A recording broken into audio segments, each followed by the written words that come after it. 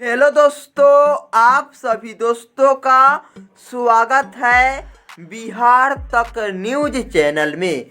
तो देखिए दोस्तों, भोजपुरी के सुपरस्टार हीरो प्रमोद प्रेमी भैया जी का एक फिल्म आया है दोस्तों, जो फिल्म का नाम है मीरा का मोहन।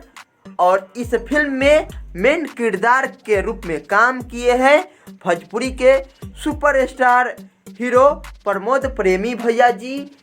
मीरा का मोहन का फिल्म में सबसे ज़्यादा इंटरटेनमेंट से भरपूर, लव स्टोरी से भरपूर और कॉमेडी से भरपूर फिल्म है दोस्तों। मीरा का मोहन फिल्म एक भोजपुरी फिल्म है दोस्तों। यह फिल्म बहुत ज़्यादा मज़ेदार और धमाकेदार है दोस्तों।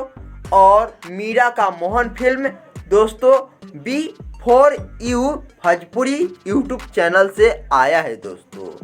तो चलिए दोस्तों, अब हम लोग अगले वीडियो के साथ मिलते हैं। प्लीज़ दोस्तों, चैनल पर नए होंगे तो